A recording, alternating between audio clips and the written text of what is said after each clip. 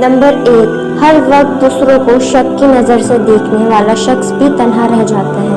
अगर आप हर वक्त किसी शख्स को शक की नज़र से देखेंगे तो बल आखिर वो आपसे तंग आ जाएगा और तंग आकर वो आपको आखिर में तन्हा छोड़ देगा।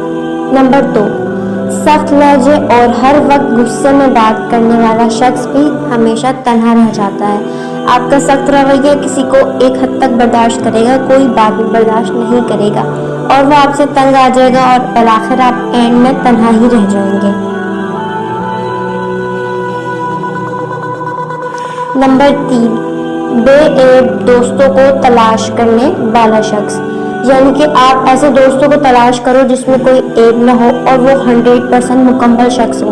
तो ऐसा शख्स या ऐसा दोस्त दुनिया में नहीं होता, किसी के अंदर कोई ना कोई ऐब तो ज़रूर मौजूद होता है। तो अगर आप बेऐब दोस्त तलाश करना चाहते हैं तो आप एंड में तन्हा रह जाएंगे।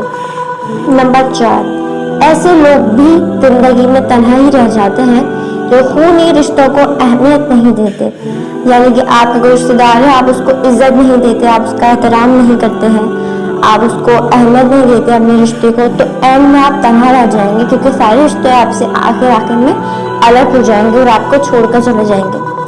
नंबर 5, मुखलिस दोस्तों की कदर ना करने वाला शख्स भी जिंदगी में तन्हा रह जाता है, यानी कि आपका एक मुखलिस दोस्त है, आपने उसकी कदर नहीं करी, आपने उस पर शक शोभा किया और आपने उसको हर्ट करा, तो एंड में वो आपको छोड़ेगा और चला जाएगा और एंड में आप तन्हा ही रह जाएंगे। नंबर 6, तकब्बुर और हमेशा गुरूर करने वाला शख्स, यानी बस मैं हूँ तो मैं ही हूँ, ऐसा अपने आप में जो मैं करने वाला शख्स होता है ना, वो तन्हा रह जाता है क्योंकि ऐसे शख्स को कोई भी पसंद नहीं करता जो हर वक्त मैं करता हो, तकब्बुर में रहता हो और गुरूर करता हो। गुरूर करने वाले को अल्लाह भी पसंद नहीं करता।